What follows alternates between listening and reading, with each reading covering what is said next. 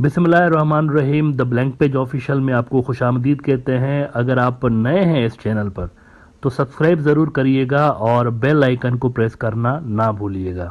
Nadreen, 2014 तक India को एक सेक्युलर डेमोक्रेसी समझा जाता था और दुनिया के अंदर इंडिया की मिसाल दी जाती थी कि अगर आपने देखना है कि कहीं पे इतने सारी मज़ाहब और कौमियतों के लोग कैसे इकट्ठे रहते हैं आपस में मिलजुल के, तो आप इंडिया को देखिए। मिसाल दिए जाते थे इंडिया के। लेकिन फिर यकसर इंडिया बदल गया है और 2014 से लेकर जिस रास्ते पे इंडिया चल पड़ा है इसका अख्ताम कुछ अच्छा नज़र नहीं आता। 2014 से लेकर बीजेपी, आरएसएस और दीगर जो हिंदुत्व की तंजीमें हैं, इनका ये डिक्लेयर्ड एजेंडा सामने आता रहा है कि इंडिया को हमने हिंदू राष्ट्र में कन्वर्ट करना है।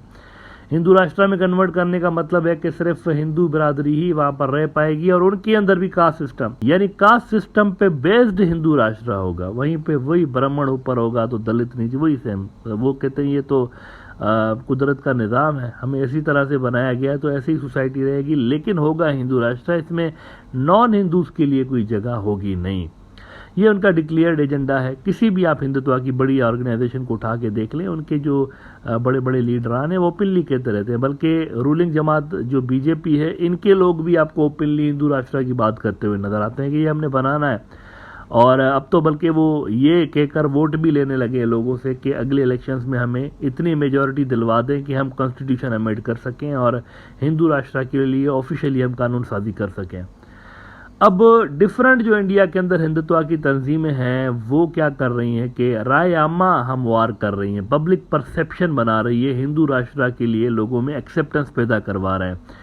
और तरह तरह के वहाँ पर भाषण और लेक्चर्स आपको सुनने को मिलते हैं कि हिंदू राष्ट्र क्यों ज़रूरी है और हिंदुओं को ही यहाँ पर क्यों हुकूमत में होना चाहिए। दीगर जो कम्युनिटीज़ के लोग हैं, ख़ासतौर पर क्रिश्चियंस और मुसलमान, ये कैसे हमारे लिए थ्रेट है, इनको कैसे डाउन कर रहे हैं, इसके फ़ायदे नुकसानात बताते रहते हैं। वो पब्लिक के अंदर वो ये भाषणबाजी और ये सारा चलता रहता है।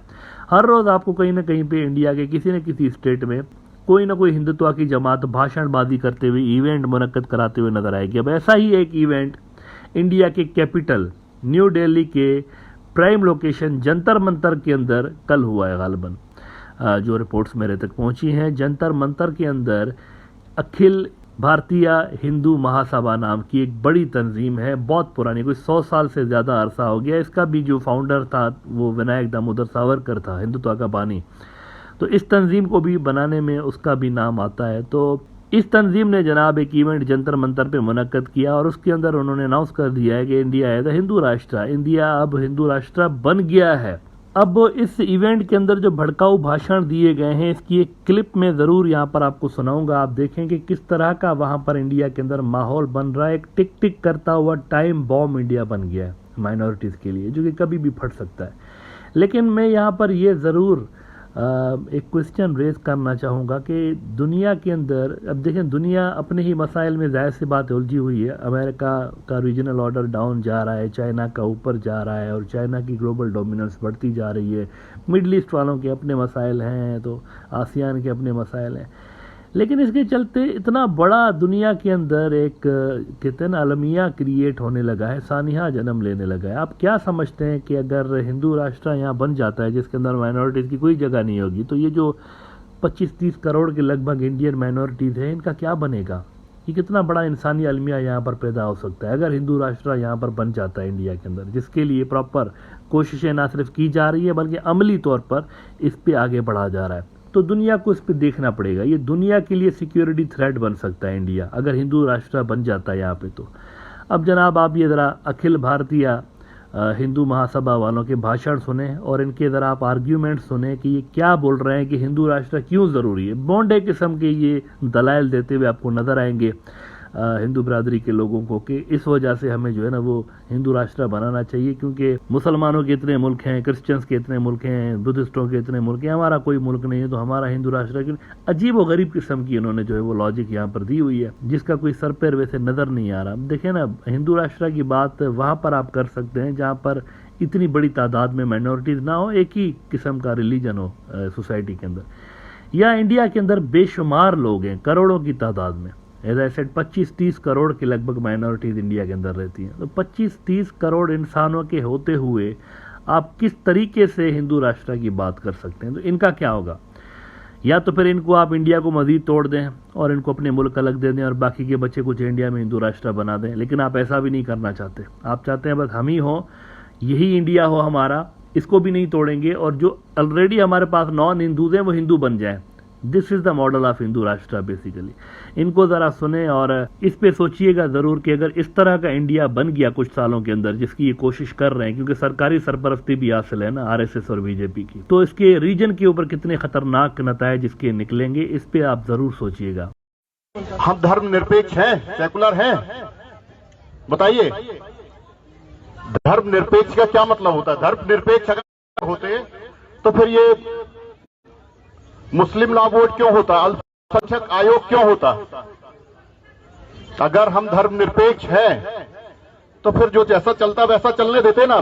दूसरे देशों में तो कहीं हिंदुओं के लिए आयोग नहीं है, ना हिंदुओं की दशा पर कोई विचार होता है। हिंदुस्तान में ही ऐसा क्यों है? कहीं ना कहीं पुरानी लोगों, पुरानी चीजों में ऐसा हुआ है कि हिंदू राष्ट्र की परिकल्पना तो दूर, हमें कहीं ना कहीं इसका पुट मिलता है कि हम मुस्लिम राष्ट्र की ओर मुड़ रहे थे। अभी हम जागृत हुए हैं कुछ दिनों से, उसका कारण हम कुछ भी कह लें।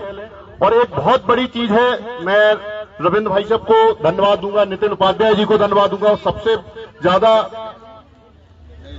नमन करूंगा यहीं से बागेश्वर धाम को, कि शुरुआत तो हमारे हिंदू अखिल भारत हिंदू महासभा ने ही हिंदू राष्ट्र के लिए की। सबसे पहले मुद्दा जो उठाया है अखिल भारत हिंदू महासभा ने, हिंदू राष्ट्र बनाने के लिए मुद्दा उठाया है। और ये क्यों नहीं होना चाहिए? क्योंकि अगर हिंदुस्तान में हिंदू राष्ट्र के लिए लड़ाई नहीं लड़ी जाएगी या हम उसको घोषित नहीं करेंगे, तो कहां पाकिस्तान में करेंगे क्या?